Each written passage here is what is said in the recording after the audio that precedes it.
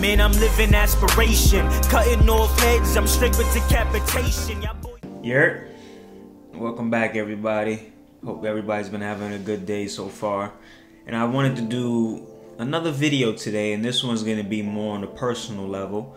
Share a little bit about myself, and hopefully that you guys learn the lesson that I had to learn if you are going through the same situation as me. And with this video, what it was going to be evolved on is my relationship with money. And you know, for my relationship, it may be a similar story to yours. Money hasn't been money. I've never had a lack of money in my life, but for some reason I have this very toxic relationship with money. And why is it toxic? I've never came from a family that, like I said, lacked money. You know, we weren't rich, but we also weren't poor. We were a middle-class family, like a lot of the people that I grew up with and a lot of families that are out there. And I had two parents who were never stingy with their money. They always shared. They got us things when we wanted, when we asked for it. You know, if we earned, you know, we kept our grades up and we, you know, did great things, and just for the nature of it, would always get us things. You know, we had presents for Christmas. So I didn't come from, you know, a mom or a dad who was tight with their money. You know, they always helped out family if they could. So I don't know where this feeling of lack, like I'm scared to be broke. and why is that toxic? Because even when I have money, I'm very stingy with it. You know, like I don't want to spend it. I don't want to share it, because I feel like if, you know, subconsciously, like I internalize, like if I share my money, that means I'm losing the money, and who knows when this money is coming back. So it's almost like a hoard mentality, which is not healthy. You know, there was lessons in it. Like I've learned to save. I've learned not to spend my money recklessly. You know, there's positive things, and that's being frugal, but there's positive things that came out of it. But there's also negative parts where, you know, I may have more cash than, you know, somebody I'm hanging out with. So why not spend a little extra, you know, help them out? Or if you have more, why don't you buy some of the things that you would want, that you would like, instead of sitting there being tight, like, oh my God, you know, if I buy this shirt, you know, I'm losing out on $30, and I may never get this bag. You know, I'm $30 poorer than I was before. And that's the toxicness that goes through my mind when it comes to using money. And I've internalized that, like many of us may have, that money may be the key, that is the key to our happiness. Money is the key to our dreams, and etc. And to a degree, money allows you to have resources, allows you to get certain things, but money is not the key to our happiness. You know, money is not the key to our dreams. And I've been learning that more throughout the past year since I've graduated, and is to like loosen my grip on this thought that I lack money. You know, like this thing is not going to come back to me. Like I have to hold it. You know, because as you give, you can receive, right? And if you're not giving out, how can you receive anything? You know, even if we take it to an investment perspective, right? I do good with this. You know, you have to put up money in order for it to make you more, and that's a risk to it. But in order to get more coming to you, you have to put money out. And money is meant to be circulated. That's how it works in this economy. Money has to keep circulating, right? You spend money, you make money. You spend money, you make money. You get money, you save it so you can invest it. Like it has to circulate. It has to leave us, and it has to flow. So one of my key things, what I'm trying to do, and it's a slow build, because you imagine it's been decades, you know, 20-something years of me being like that, where I'm striving and I'm taking my steps to break out of that mindset and stop trying to be afraid to be broke, because I know I won't be broke, you know, but it's still that fear of, you know, like if I give this out, I'm gonna be broke, and you know I'm not going to be, and I can't be afraid to let money go. You know, it's going to come back. And it can come back in such a huge way, in doubles, triples, quadruple the amount. that you had in the first place. And, you know, when you stop thinking of it as the key to your dreams, right? This dollar bill, this $100 bill is gonna make me, you know, the happiest man on earth, right? You can now find value into things that really matter, that are intangible. You know, like what's more important is the love, you know, the happiness, inspiration, your health. That stuff, that's the most important part. And all money can do is just help you be healthy. Right? It can help you buy things to achieve things that you want. It can help you, you know, if you're trying to start a business, it can do that for you. But it is not the key to our dreams. It is not the thing that's gonna make us happy. It's just a material thing, right? And we are energy beings. We have, you know, we rock off of energy, right? So you know, we're above the material things, and when you focus on, you know, these higher vibe, you know, these intangible things, now, you know, you can affect the material stuff. You can affect the money that comes to you, right? Money gotta like you though. So, you know, this is just for me that, you know, and hopefully for you guys too, that we shouldn't be living for money. Look at how we live our days, right?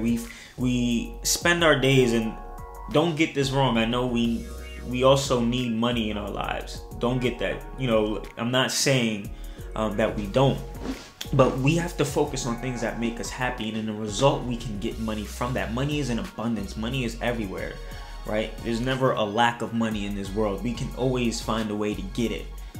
You know, but we have to decide to live our days focused on the things that are going to make us happy, the things that are going to make us better people, the things that are going to make us at peace, right? A lot of us don't like to think of it, but at the end of the day, tomorrow is not promised to us.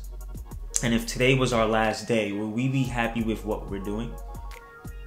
You know, and if we're not, we have to change that. You know, we can't keep thinking, okay, I got to take this job because I need money. I got to do this because I need money. Because as long as we keep thinking that, we're in this matrix, we're in this cycle of working for money. You know, money is controlling us when we're supposed to control money.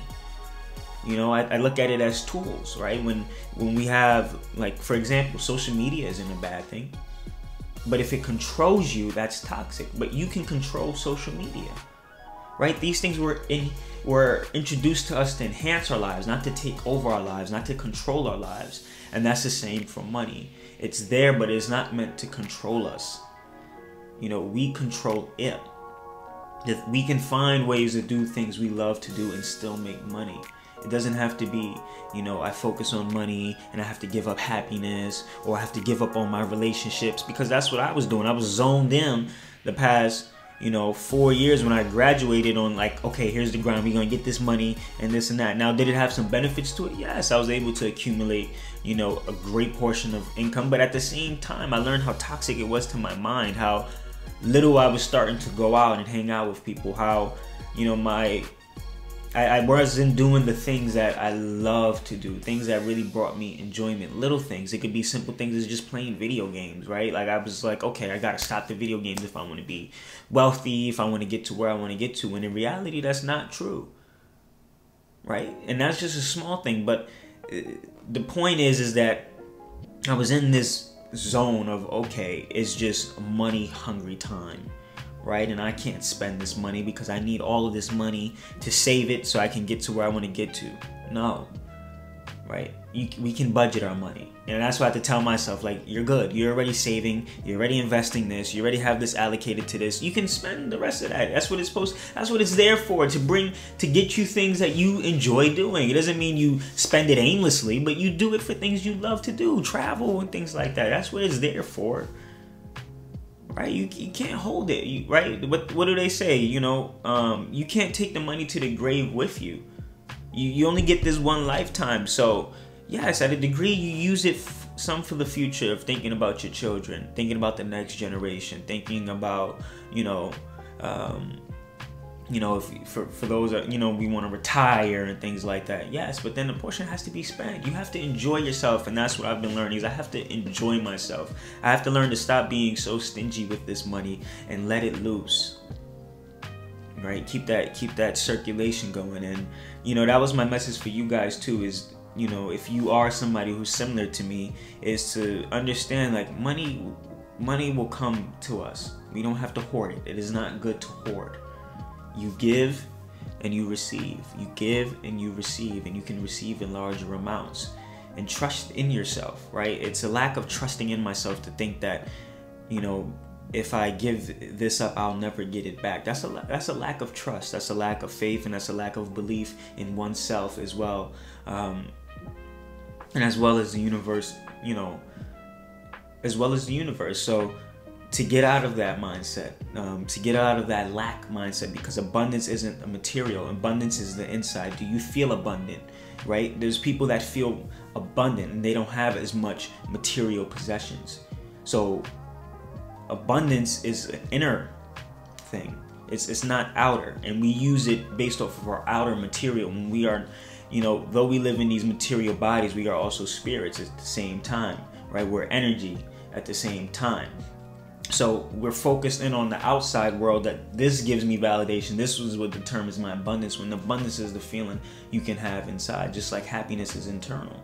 Happiness doesn't have to be based on how many, you know, possessions that I have. How much money do I have? It doesn't have to be any of that. That comes from the inside. Your relationships with others. How do you feel about what you do on a day-to-day basis and things like that. And that's where the focus comes in. And when we start to focus our intentions on things we love to do and enjoying ourselves, that allow money to flow in, you know, instead of being all that resistance of holding on and not letting go, and I can't do this. That causes resistance, so more money can't come into your life. And you know, that's where I'm at, and I taking it day by day. I'm getting better with it. I haven't completely broken out of the mindset. As you know, like I said, it takes years. So, you know, you work on it day in and day out. And, you know, I have my girl, Reef, and them help me out, and family. So, you know, slowly breaking out of that, and, you know, just letting you guys know you are abundant. You know, you don't have to feel there's a lack of. And, yeah, so I just thought I'd share that with you all today. And, you know, to the next one, as always, you know, I'm out.